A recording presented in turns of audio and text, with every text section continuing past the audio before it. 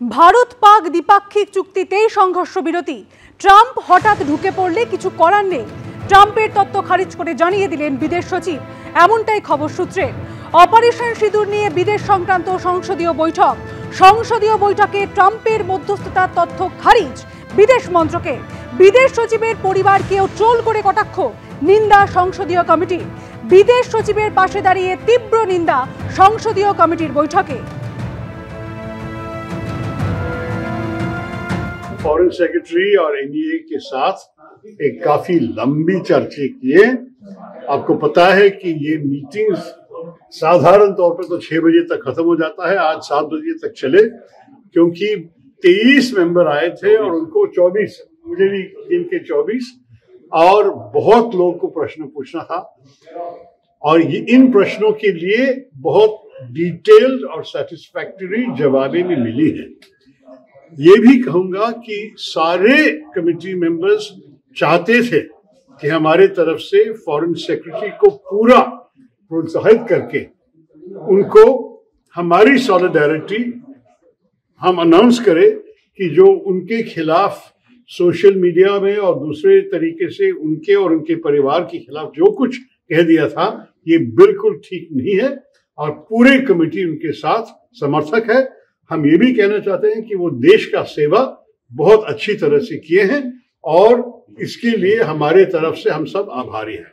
বাংলাদেশে শেখ হাসিনার চরিত্রে অভিনয় করা জনপ্রিয় অভিনেত্রী নুসরাত ফারিয়াকে রবিবারই গ্রেপ্তার করা হয়েছিল। সোমবার খারিজ হয়ে গেল তার জামিনের আবেদন।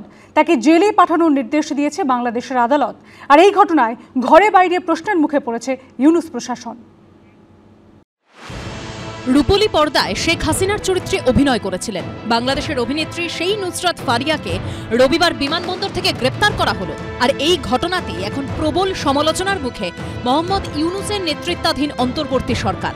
বাংলাদেশের আরেক অভিনেত্রী আজমেরি হক বাঁধন সোশ্যাল মিডিয়ায় লিখেছেন, কি লজ্জার বিষয়, যারা ফ্যাসিবাদী শাসন চালিয়ে সাধারণ মানুষের ওপর অত্যাচার করেছে তাদের সঙ্গে এই মেয়েটির কোনো সম্পর্ক নেই। আমি বর্তমান পরিস্থিতি এবং ব্যবস্থা নিয়ে উদ্বিগ্ন। এই ঘটনাটি একেবারেই গ্রহণযোগ্য নয়। বাংলাদেশের নামী পরিচালক আশফাক নিপুণ ফেসবুকে লিখেছেন, এভাবেই দিনে দিনে প্রকৃত খুনি এবং অপরাধীদের বিরুদ্ধে মামলা দুর্বল করতে অন্যদের সফট টার্গেট করা হয়ে আসছিল এবং করা হচ্ছে। এটাকে আর যাই হোক সংস্কার বলে না সরকার।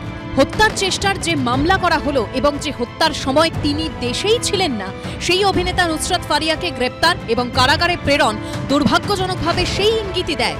বাংলাদেশ পুলিশ সূত্রে দাবি, 2024 সালের বৈষম্য বিরোধী আন্দোলন চলাকালীন ঢাকার ভাটারা থানায় একটি খুনের চেষ্টার মামলা হয়। সেই মামলায় আরও অনেকের সঙ্গে অভিযুক্ত হিসেবে নাম ছিল অভিনেত্রী নুসরাত ফারিয়ার। প্রশ্ন উঠছে, 1 বছর পর হঠাৎ তাকে বিমানবন্দর থেকে গ্রেপ্তারের কারণ কি? এটা কি ইউনূস সরকারের প্রতিহিংসা পরায়ণতা? হাসিনার মতো যাকে ইচ্ছা যখন ইচ্ছা জেলে পড়ে দেবো, যাকে ইচ্ছা যখন ইচ্ছা মারবো ধারবো, তবে মোহাম্মদ ইউনূসের কি তফাৎ রইল?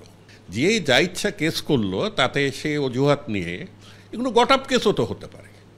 মানে এটা নিয়ে সত্যি ক্ষোভ হচ্ছে, রাগ হচ্ছে যে মোহাম্মদ ইউনূসের উপর অনেকখানি আশা ছিল। বাংলাদেশের সব গণতান্ত্রিক প্রেমিক মানুষ বা সব সাম্প্রদায়িক বিরোধী মানুষ সব একসাথে তো বঙ্গোপসাগরে ঝাঁপ দেয়নি, এরা জবাব দেবে। এই ঘটনায় তীব্র প্রতিক্রিয়া তৈরি হয়েছে বাংলাদেশের শিল্প সংস্কৃতি মহলে। সমালোচনা শোনা গেছে খোদ ইউনূস সরকারের সংস্কৃতি বিষয়ক উপদেষ্টার গলাতেও। মোস্তফা সরওয়ার ফারুকি ফেসবুকে পোস্ট করে বলেছেন, নুসরাত ফারিয়ার গ্রেপ্তার একটা বিব্রতকর ঘটনা হয়ে থাকলো আমাদের জন্য। এসব ঘটনা কোনোভাবেই সমর্থনযোগ্য নয়। আমি বিশ্বাস করি ফারিয়া আইনি প্রতিকার পাবে। বাংলাদেশ একটি জঙ্গি রাষ্ট্রে পরিণত হয়েছে। এটা কখনোই গ্রহণযোগ্য নয় যে একটি ছবিতে অভিনয় করেছে বলে তাকে এয়ারপোর্ট থেকে গ্রেপ্তার করা হবে এবং ভুল মামলা দেওয়া হবে।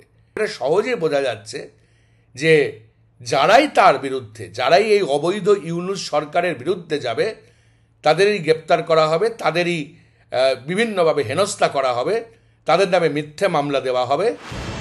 ইউনূস প্রশাসনের এই প্রতিহিংসা পরায়ণতা এই প্রথম নয়। আওয়ামী লীগের কার্যকালে বাংলাদেশের রাষ্ট্রপতি থাকা মোহাম্মদ আব্দুল হামিদ চলতি মাসে দেশ ছেড়ে থাইল্যান্ডে যান। জানিয়ে ব্যাপক প্রতিক্রিয়া সৃষ্টি হয় বাংলাদেশে। পুলিশ সুপার সহ একাধিক পুলিশ কর্তাকে সাসপেন্ড করে ইউনূস প্রশাসন। রবিবার দেশের মাটি ছাড়ার আগে গ্রেপ্তার করা হয় নুসরাত ফারিয়াকে।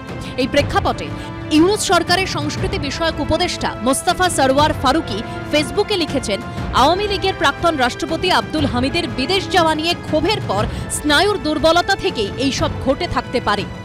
22 মে ফের নুসরাত ফারিয়ার জামিনের আবেদনের শুনানি হবে। কৃষ্ণেন্দু অধিকারীর রিপোর্ট, এবিপি আনন্দ।